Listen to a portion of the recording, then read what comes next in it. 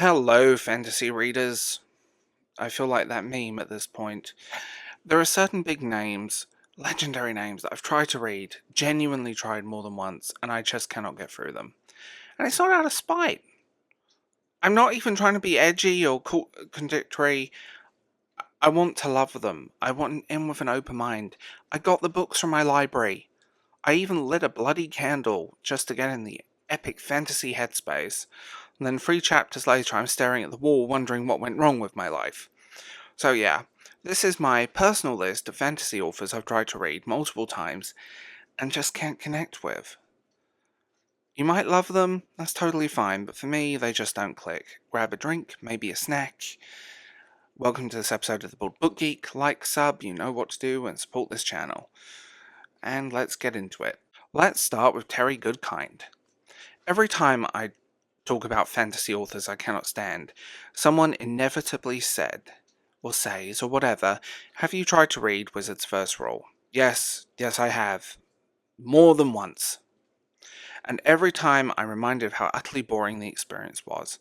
There's something about Goodkind's writing that feels smug, like he's scolding me through the pages.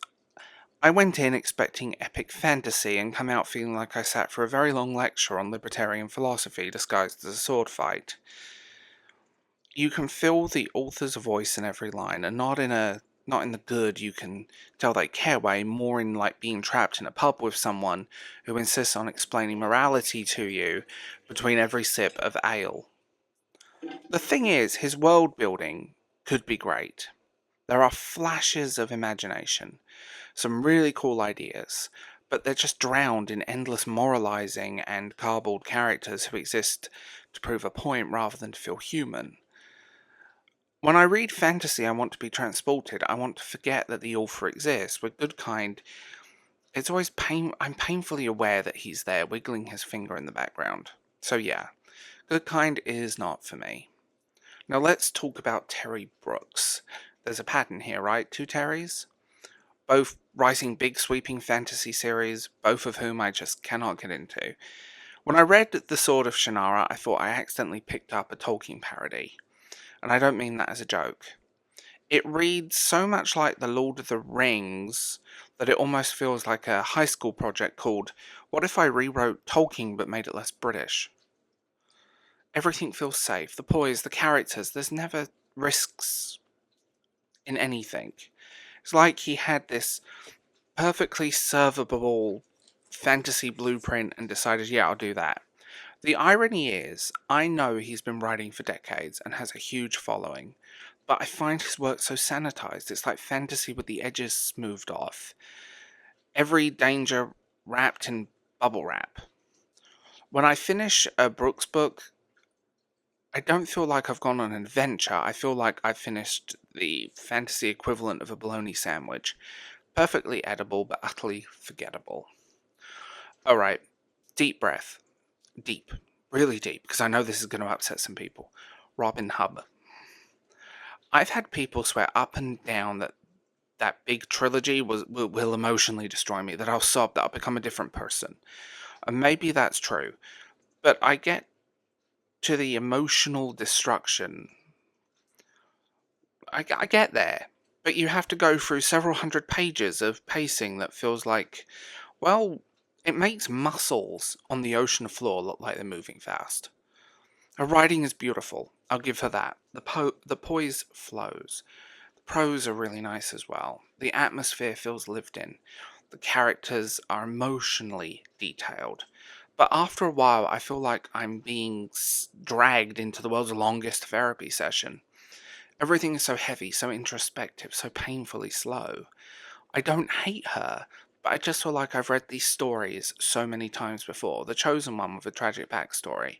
The mentor who knows more than they let on. The political intrigue. It's all the stuff other authors have done, and sometimes with a bit more bite. And I think part of that is her tone is so relentlessly melancholic. You can only handle so much misery before it stops hitting emotionally and just starts to feel like white noise. So yeah, I respect Robin Hobb. I just don't enjoy her books. Okay, let's talk about the machine himself, Brandon Sanderson. Oh god, I can feel the comments. And before everyone gets defensive, I genuinely respect the man. Truly, his work ethic is unmatched. He's out there like writing 10 novels a year while I can barely decide what to have for lunch. He's a phenomenon. But his world building, genuinely brilliant. His magic systems are legendary for a reason. You can tell this is the kind of guy who probably has 3 separate spreadsheets open when he's writing. But that's exactly the problem for me. I find his books technically impressive, but emotionally flat. His characters often feel like mouthpieces for anything else. They're there to explain, to clarify, to move the machinery of the world along, not to make you feel anything. It's like reading an incredibly detailed instruction manual for a universe that I can't quite care about. I know some people that love the structure, the logic, the internal consistency, but for me it feels too clinical, too clean. I want some mess, I want a bit of chaos. I want characters who make bad decisions for emotional reasons rather than plot reasons. And it's funny because I think if Sanderson wrote something truly unhinged, like weird standalone, he just went full chaos mode, I'd probably love it. But as it stands, his work just leaves me admiring from a distance. Okay, The Sacred Cow. Let's do it. Let's do it. Robert Jordan, The Wheel of Time. I know. I got crucified every time I've talked about this online. I can already see the comments typing themselves, but here's the thing. I've tried Jordan. I've tried multiple times, and in 2020 I read through the first few books of that whole series. And I've read The Eye of the World 3 separate times in my life, each at a different age, and every time it hit the same wall. It's just too much. The pacing, the descriptions, the repetition, everything drags. I swear half his books are people adjusting their clothes and glaring menacingly at each other. And I get that for many people that's part of the charm, the depth, the immersion, the slow build, but for me it's suffocating. It's like being handed a full course meal and all you wanted was a sandwich. Every bite feels like work. I know there's a good story behind all of this and under there. People wouldn't be so passionate about it otherwise, but I've never been able to reach that point where it clicks. And I've accepted that I never will. There are other writers who have these sprawling worlds with huge casts, but the way they're done just feels, well, more digestible.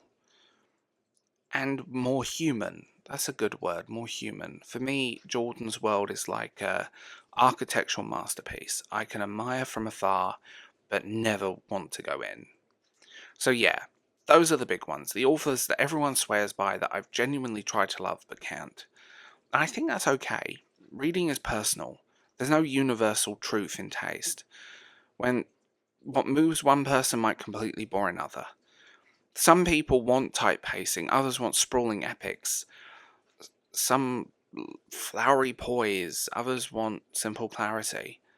But that's the magic of reading, and also the curse of recommendation culture. Because when everyone tells you that this book will change your life and you read it and feel nothing, it's easy to feel like you're missing something. But you're not, you're just being honest with your taste. And for me, honesty means admitting that these legendary fantasy names, Goodkind, Brooke, Hobb, Sanderson, Jordan, they're not for me. I can respect them, I can appreciate what they've done for the genre, but it doesn't mean I love them. So it's your turn. Who are your I've tried but I can't do it authors? Because I know I'm not the only one sitting with a shelf of half-read epic fantasy wondering what everyone else is seeing that I'm not. Let's talk in the comments. Be nice, but be honest. And hey, if you made it this far, hit that button, hit that like button, subscribe, hit the hype button, become a Patreon member, join my Substack, become a channel member. Well, I'm probably about to be exiled from the fantasy community at this point anyway, so let's do it. You can find me there, hiding from pitchforks.